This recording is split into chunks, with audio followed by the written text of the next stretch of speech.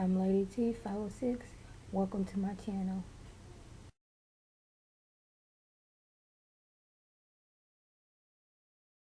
Hi everyone.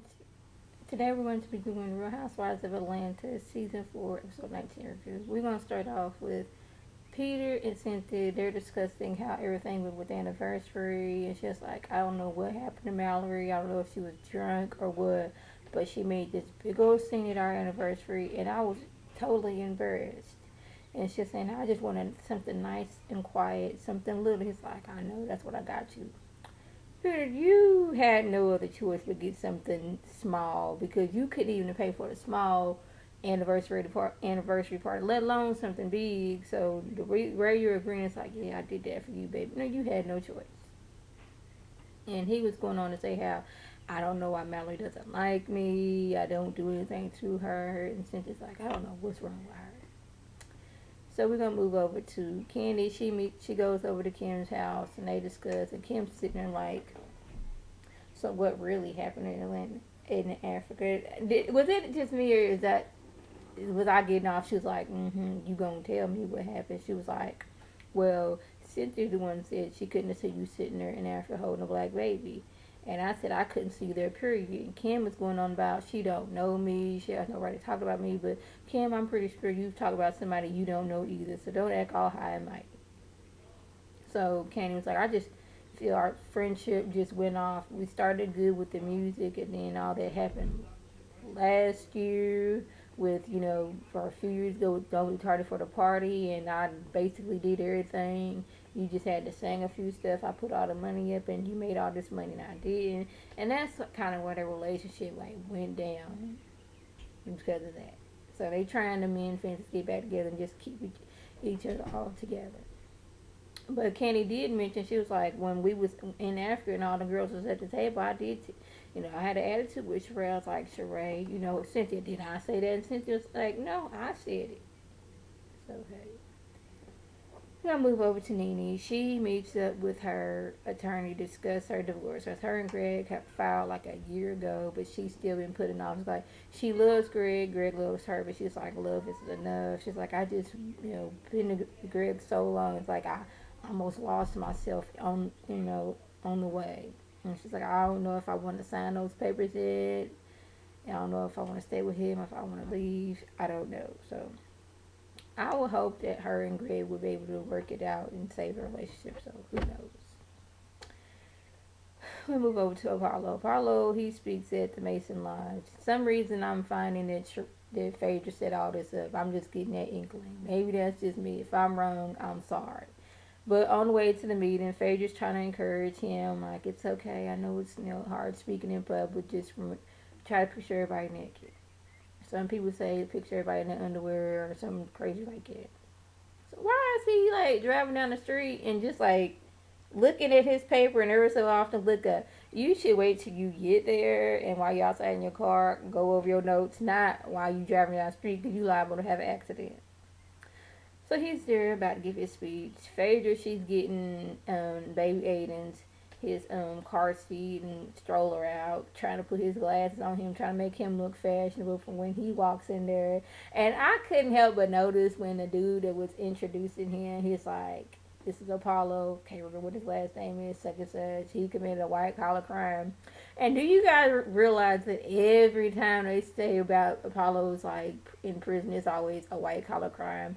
They never go into detail what crime that exactly was. It could be anything in that white collar genre. But I would say a white collar crime. I guess that's a good enough excuse for y'all. So he gets up there, says his speech. So we're gonna move over to Cynthia. Her sister Marilyn comes in with luggage. It's like, oh well, I'm about to go to France, and she was like, Cynthia's looking like her, like, I really don't want to talk to you right now because you made a fool out of yourself last night. What's up? She's like, it's just that every time I see Peter, it's like I see Uptown, I see this. She's like, that was a year ago. Why are you mad now? I know you're not still mad at something happened a year ago. It's like Mallory's almost mad that Cynthia's with Peter because she wants Peter. Something like that. And she's like, I just don't want to see you get hurt and all this stuff. She's like, I don't say anything about you and Chris's relationship. I think that's what her husband's name is. She's like, well, that has nothing to do with Chris. She's like, oh, so you can dibble and dab all in my relationship, but I can't say nothing about yours. She's like, oh, that has anything to do with, we're talking about Peter. She's like, well, if you're going to be all up in my relationship with my husband, how about I talk about yours? You ain't gonna like that so much, are you? I don't say what's going on in your relationship because that ain't got nothing to do with me. I'm paraphrasing now. She's like, okay. She's like, I didn't know what was good, and for right now, I don't even want to see you. So she's like, okay. And she walked out. Okay. Phaedra and Apollo, they throw a 1 year anniversary for baby Aiden. And they had it at a water park, like 2 hours away from Atlanta. Sheree's like only girl that came to celebrate and all that stuff, and she gets there, instantly starts complaining.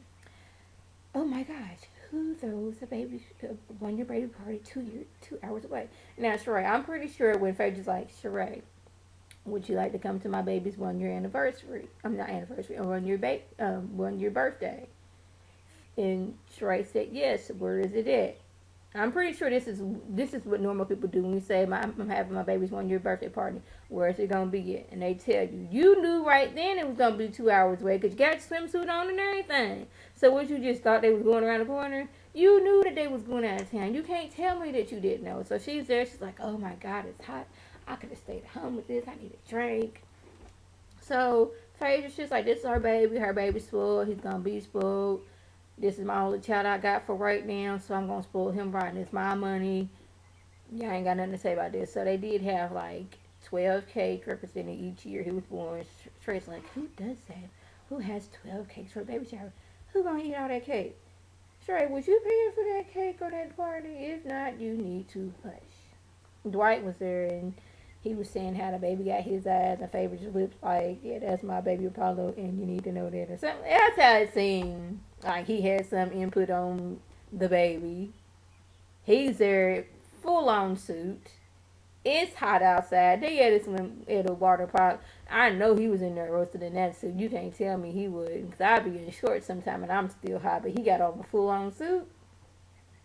Yeah, but Sheree, she was just too much at that water park. If you didn't want to go, you didn't have to go. You know it was going to be 2 hours away. You know it was going to be at the water park. If Phaedra wanted to fly in 12 doves that somehow sang happy birthday, that's her money and that's her business. You ain't got nothing to say about it.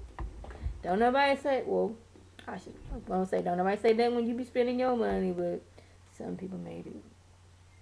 But that's your business. Remember that. Okay, Sheree meets with her daughter's boyfriend because she met with her daughter before. It's like, I think he's going to propose to me. And Sheree's like, he need to come to me about that. So Sheree and the young man, they meet up. They talking, and he was like, what is this about you? She was like, what is this about you and, my daughter getting married and all that stuff? He's like, I wanted to ask her to marry me. I already went to Bob. And Sheree was like, hold up, rewind, what? He's like, yeah, I went to Bob about that. But, Sheree's oldest daughter looks to Bob as that's her dad. She calls him dad, but he was like being respectful. That's what she calls dad. They still have a good relationship, so I went to him for that. She's like, well, you should have came to me. She came out of this body. She didn't come out of that. I like to see him pay for this wedding. It's like, Sheree, he was like being like, hey, Bob, I want to marry your daughter. How do you feel about that? Even though you and Bob ain't have no good relationship, your oldest daughter and him seem to be still on speaking terms, and she still considers that's his dad. Her dad, that's what she calls dad. So, yeah. So, she was like, well, I should go with you to pick out a butt. Noah Reagan. He's already thinking, you got a little too high taste for me. I'm not trying to spend almost a half a year's salary on no ring. So, that was basically the gist of the episode. But mainly, Sheree was getting on my nerves. Yeah, Candy, she did meet up with Joe to Mesita again, and they got their song together. And they performed at this like little local area in, I think it's Nashville, for up and coming singers and songwriters to perform. So that's the gist of the episode. Oh yeah, well Nene did see her therapist, so she's like, she doesn't know if she want to leave Greg, stay with Greg. She don't know. So that was the gist of the episode. If I left anything out, by all means, leave a comment or a video response. And like always, I want to thank my subscribers and the people who watch my videos. I want you to thumbs up, comment, subscribe, and share this with your friends on Facebook, Twitter, and here on YouTube. This is Lady T signing off. Have a good one.